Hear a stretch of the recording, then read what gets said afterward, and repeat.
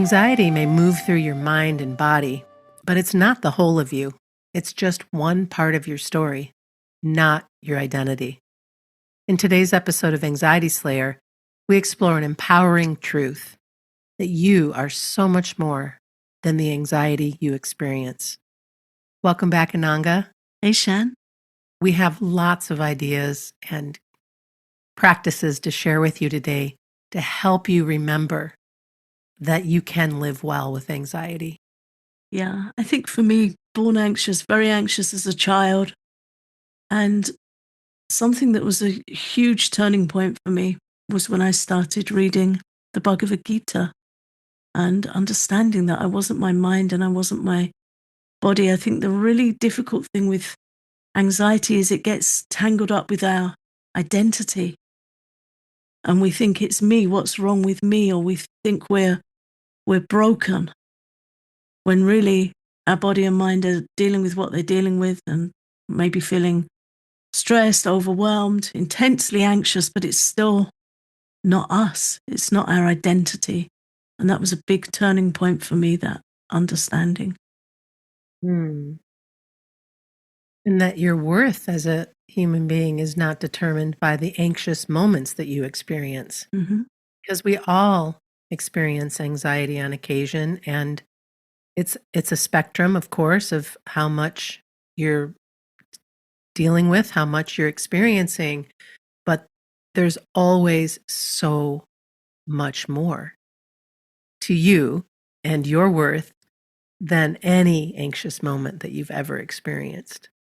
So try not to be hard on yourself when anxiety rears its head, and do what you know you need to do to support yourself. Yeah, I think that the real challenge with anxiety is that it's so loud, isn't it? It's so loud and it's so felt, it's so invasive. It's insidious too. It can kind of sneak into our mind and take over.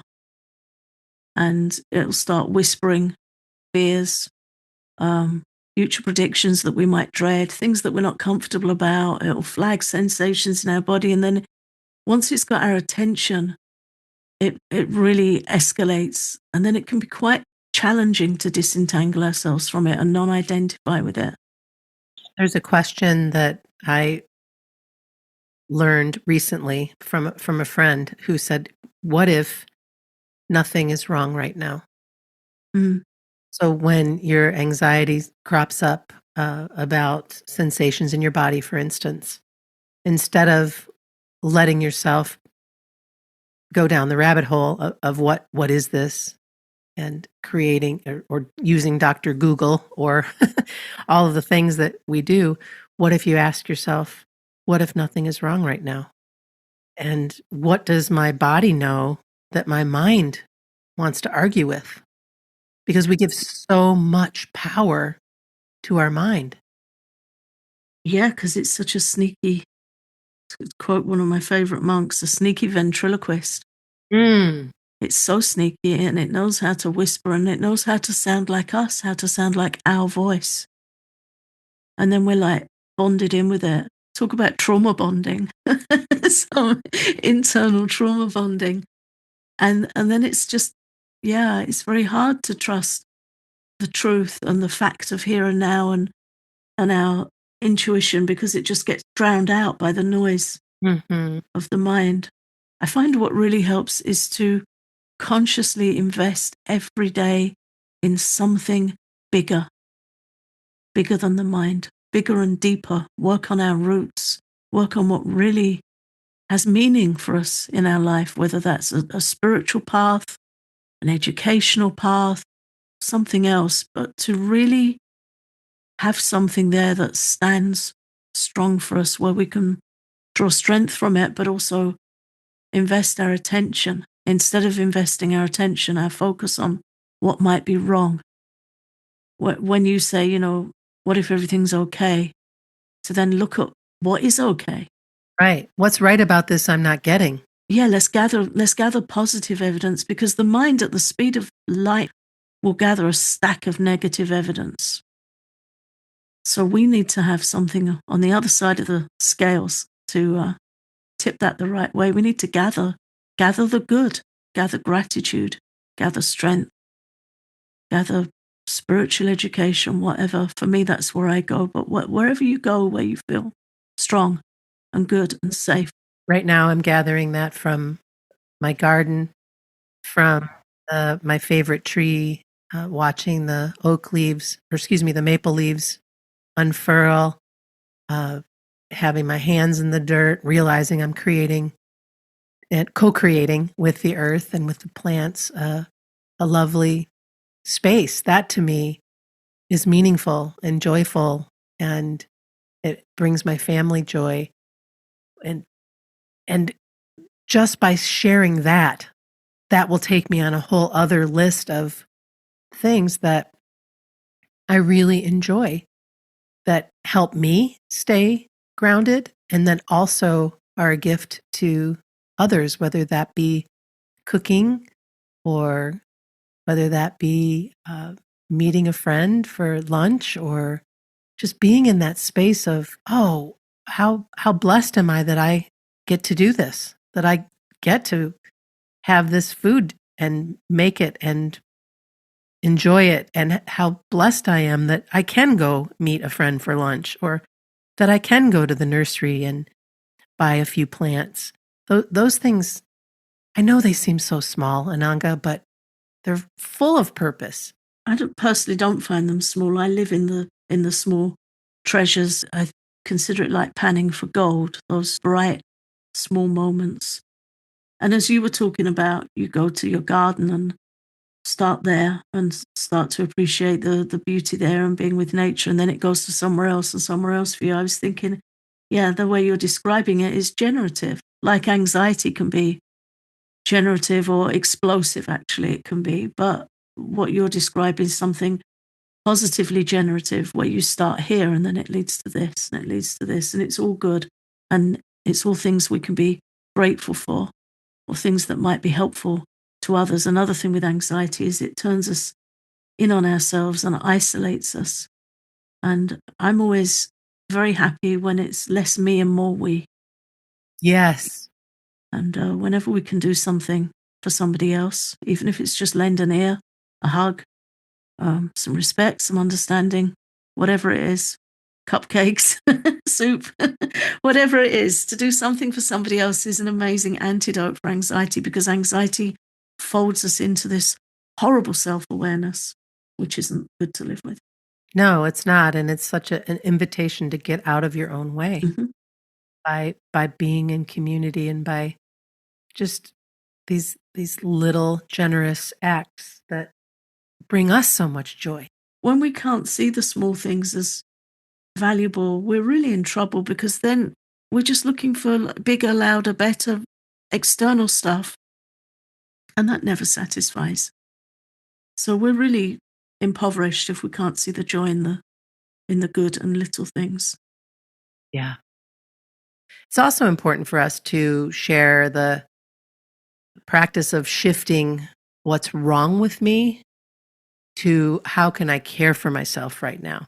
Mm-hmm. So it's one thing to talk about all of these things, that little things that bring us joy, but also to be mindful of that, because in our Facebook group and over the years, there's so many sweet souls that are just sure that they're broken or that there's something wrong with them. Yeah.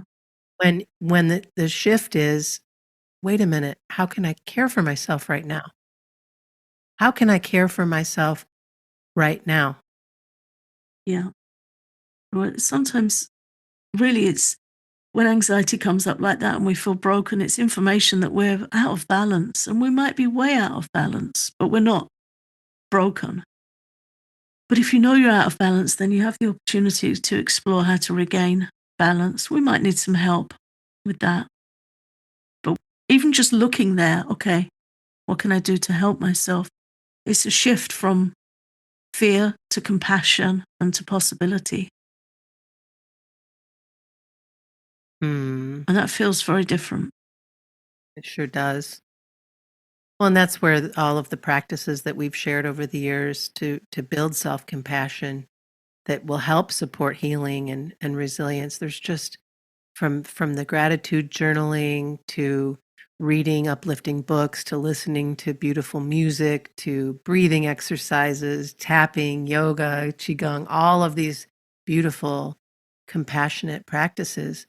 Even if you can only fit in one thing for a couple of minutes, it's going to make a difference. And then over time, you'll have this beautiful toolkit that you can draw on that will bring you back to that place of, oh, you know what? I am just a little out of balance right now. And you know what really helps? Oh my goodness. I need a glass of water. I've forgotten to hydrate. I mean, it's sometimes the silliest, simplest things. Yeah, and to just, give ourselves a break where we're all human, and all humans, whether we admit it or not, whether we've got coping strategies that cover it or not, all humans experience anxiety. And the thing is with anxiety, again, it's loud. And then it will tell us that the little things won't help because anxiety feels so big, but it's not true. Little things do help, and they build up and they join together, and, just gather more and more and more and crowd the anxiety out with the good. It's not always easy because it is so awful when it really kicks in. It's such a horrible experience and it really can take over our awareness. But that's where we need to break the spell and reach out to somebody. And my advice with anxiety when it's really running high is don't try and figure it out. Don't stay alone in your head and try and figure it out and think more. Go for a walk, take a deep breath, talk to somebody, exercise it. Not, exercise like a demon and exercise like taking a dog for a walk, both. They sound the same, but it's hard on a podcast sometimes because they're different words, but they sound the same. But both, shine light on the darkness and move. Because anxiety will freeze you. It will freeze you in a corner. We can't think our way out of it. We need help. And that it can just be a good friend or listening to something with a different perspective. As one of my favorite go-tos is to put something good in my ears other than my own internal monologue. Me too. Why I like access consciousness so much, and having been a student now and practicing for all these years, there's just any number of classes and wonderful meditations that I can listen to and just be right back into, oh, yeah, even though I'm feeling anxious right now, there's so much more that I can invite in. There's so much more here that will help quell that. I was telling you before we started recording today that the first few months of the year were a bit of a challenge for me, heavier than normal mentally. uh, The weather, the political scene, et cetera, et cetera. And having the weather break and being able to do the things that I love with the plants and with the plant medicine changed so much so quickly. And I have so much gratitude for that. And I know that that's a thing for many of us. The the um, the winter time and the exposure to negativity in the media and in the political scene, et cetera. That is what it is, but there's so much more. And where do I go from here? And even though that experience was uncomfortable, what a blessing to be in a different space and time right now. Yeah. It's always harder, isn't it, when things are troubling us in the winter and we can't really get outside and move. We have to find something inside to do that feels bright. That can be a little bit challenging. We have to be a bit more creative and a bit more determined with that. But now, for most of us in the Northern Hemisphere, we've got this opportunity to be outside. Really helps at this time of year after all those cold, grey months to be able to change it up in the mind, put some light in the mind, some light and good. And EFT tapping is such a beautiful practice for positive outcomes and new beginnings and the realization that you are so much more than your anxiety. And I'm going to be recording a full tapping session that will be available on our Patreon this week. But right now, I'd like to just share some of the setup statements that you can use if you want to tap before that's available. And Ananga, if you have anything that you'd like to add for the tapping, please do. Just a reminder that you can find more information on our website at anxietyslayer.com/EFT, which stands for Emotional Freedom Techniques. And tapping is a great way of turning down anxiety, but also increasing our sense of resourcefulness and switching out our internal dialogue. So, yeah, it's a great thing to experiment with. And I'm grateful that you've put these opening statements together. It just feels like something that might be useful and helpful. And I like these statements, whether I'm physically tapping or not. It's something that I can loop in my mind, and has brought me a lot of peace. And if you've already been tapping, or if you want to learn to tap again, we have lots of tapping sessions actually that have already been recorded that you can search for on our website. You can also find them on our Patreon, and then you can get this new offering this week as well.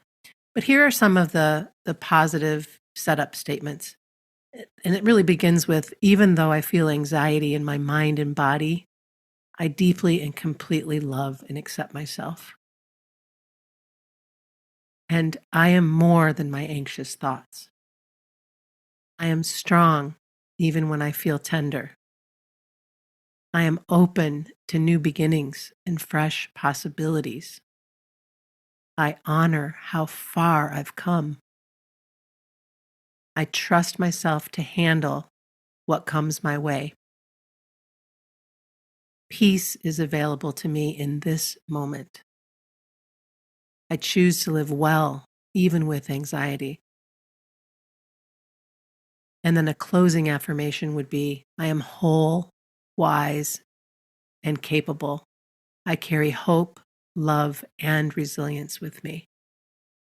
So even if you were to repeat that on a loop, I mean, hopefully you notice a change in how you feel just listening to me read those statements. I know I do. Yeah. The thing is, the mind's going to loop anyway. Mm-hmm. And when we're anxious, it's going to loop more, and it's going to loop with unpleasant thoughts. So we may as well switch them up. Let it loop with something good. You and I used to joke together about what we called the jukebox of horrors. Right? The mind had all those records lined up, Mm-hmm. and it's just going to start playing them. So, yeah, just upgrade the jukebox, the internal jukebox, change your internal dialogue, whatever helps. Right. And notice and write it down, stick it in your journal. I did this and it helped. Mm-hmm.